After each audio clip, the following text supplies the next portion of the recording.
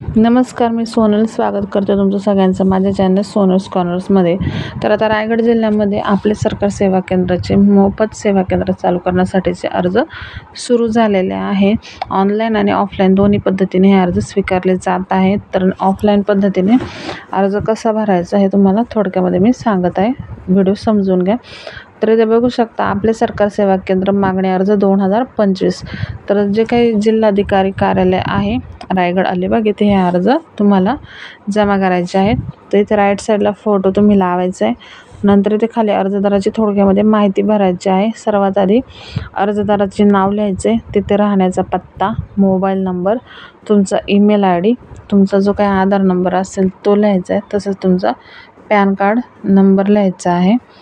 आता CSC सेंटरची म्हणजे केंद्राची माहिती थोडक्यात भरायची आहे। इथं CSC ID लिहायचा आहे, तसंच CSC केंद्राचा नोंदणीकृत पत्ता, तुमचा जो काही ॲड्रेस असेल तो लिहायचा आहे। मग आता तुमचं एज्युकेशन शैक्षणिक माहिती काय ती भरायचं आहे, शैक्षणिक पात्रता, तसेच संगणक कौशल्य, तुमचं जे काही प्रमाणपत्र असेल त्याच्याबद्दल लिहायचं आहे, तसं अपेक्षित आपले सरकार सेवा केंद्राची माहिती।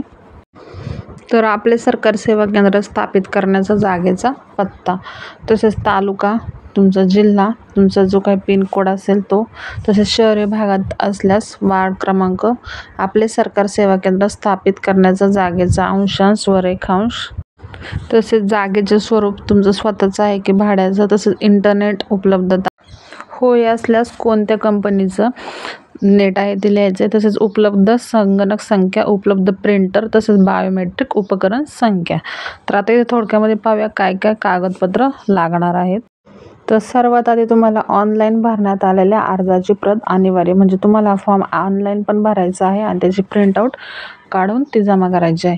तर आधार कार्ड तुमचं, पॅन कार्ड, तसेच CSC TEC प्रमाणपत्र, तसेच चारित्र्य पडताळणी प्रमाणपत्र म्हणजेच पोलीस क्लिअरन्स सर्टिफिकेट, तसेच शैक्षणिक प्रमाणपत्र, संगणकीय प्रमाणपत्र, तसेच जागेचे कागदपत्र। तर जागा स्वतःच्या मालकीची असल्यास असेसमेंट दाखला किंवा लगतच्या वर्षाची घरपट्टी म्हणजे प्रॉपर्टी टॅक्स भरल्याची पावती, तसेच जागा भाड्याची असल्यास नोंदणीकृत भाडे करारपत्र, तसेच अर्जदार अपंग असल्यास त्या संबंधीचे प्रमाणपत्र। तर थोडक्यामध्ये हे आवश्यक कागदपत्र तुम्हाला लागणार आहे। म्हणजे ऑनलाईन जो काही तुम्ही फॉर्म भरणार आहात तो पण प्रिंटआउट द्यायचा आहे, तसेच हा जो काही ऑफलाईन फॉर्म आहे ते पण तुम्हाला जमा करायचा आहे। तर या थोडक्यामध्ये खाली अटी आणि शर्ती दिलेल्या आहेत। तर तुम्हाला ऑनलाईन तुम्ही वेबसाईटवर याचा फॉर्म भरू शकता। तर याची लिंक मी तुम्हाला खाली डिस्क्रिप्शनमध्ये देते, तसेच ऑफलाईन जो काही फॉर्म आहे तो पण तुम्हाला डिस्क्रिप्शनमध्ये देते। तर तुम्ही ह्या डिटेल्समध्ये अटी व शर्ती तुम्ही वाचू शकता।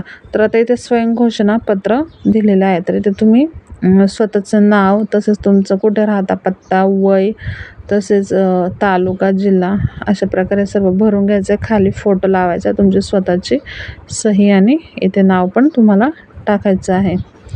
तर अशा प्रकारे तुम्ही घोषणापत्र हे भरून घ्यायचं आहे। आणि ज्या काही नियम व अटी शर्ती आहे त्या डिटेल्समध्ये वाचा, तरच तुम्ही हा फॉर्म व्यवस्थित भरू शकता। इथे अजून अटी व शर्ती दिलेल्या आहेत, तुम्ही बघू शकता। तर ह्या पूर्ण डिटेल्समध्ये वाचून घ्या। तर व्हिडिओ आवडला असेल तर लाईक करा, जास्तीत जास्त शेअर करा, कमेंट करा आणि चॅनलला सबस्क्राईब करायला विसरू नका।